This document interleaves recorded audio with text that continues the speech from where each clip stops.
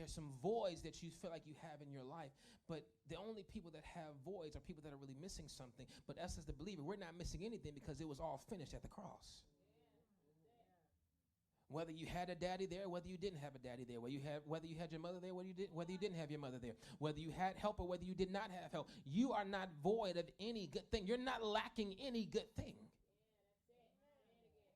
You're not lacking any good thing. You've already been filled to the full, to the overflows. God has made sure that you've been equipped with everything that you need. But the problem is you keep looking and making up what you do not have. Just because there was an empty space doesn't mean that there was a voided space. It was empty of a man. It was empty of something that was natural. But you didn't look at the fact that God put his spirit in that place. You didn't look at the fact that he was the one that kept you, that he was the one that brought you through, that he was the one that was there for you. You keep looking to a man to fill a void that God said, I'm already there. You're trying to remove me. You're trying to replace me. I knew that they weren't going to be there. Yet I filled the space anyway.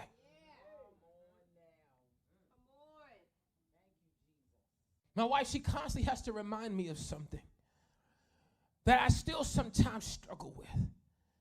Not having my father in my life as a kid, right? She said something to me the other day that completely blew my mind. It delivered me. She began to remind me of the fact that you keep thinking that there was a void that was there. But if there was a void that was really there, you would not be the father that you are today. If there was a void that was really there, if you were really missing something from that person, you would not be the daddy that you are today. Our kids love you. Our kids adore you. You wouldn't be who you are if there was really a void. God knew that that space would be empty, and he knew exactly how to fill it. You're thinking that there's something missing from your life because there was a natural person that was not there. When God said, look at me, I've been here all along to fill the void. I am the void filler. I'm the one that's carrying you through. And here's one thing she said to me. It struck me. She said, furthermore, God did not want a man taking credit for what only he could do. So now the very things that you feel like are voids in your life where you need help and you don't know how to do it, I don't know how to get through it. God said, listen, I intentionally didn't let you have a mentor. I intentionally didn't let you have the daddy. I intentionally didn't let that person pick up the phone when you call because I did not want them taking credit for what I was about to do in your life. I don't want nobody taking credit for only what I can do. I'm the one that's getting the glory for your life. I'm the one getting the glory for what you can do. I'm the one that's going to be glorified. You can't point to no man. You can't point to no woman. They can't say that they made you. They can't say that they did anything. It was me that did it the entire time. Pastor Taylor, she said, it was just his job to get you here. It was just his job to get you here. That's it. See, there are some people that are in your life for a moment. They're there just to get you there, not to carry you through.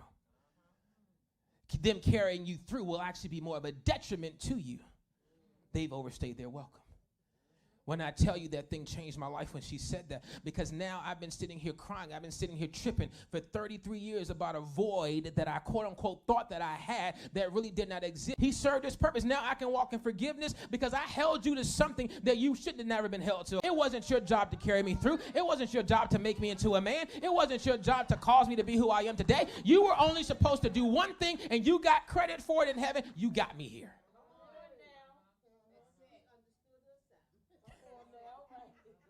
He understood the assignment.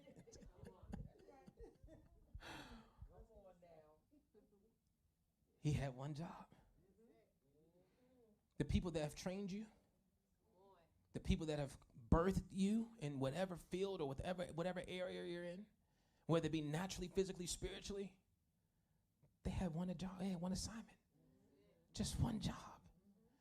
You're looking for value from someone that does not have the appropriate tools to value you. They don't have the appropriate thought process to value you correctly.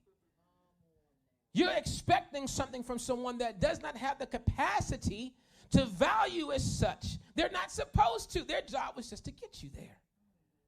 Their job was just supposed to be to introduce you to a place, to introduce you to a person, to introduce you to a thing, not to carry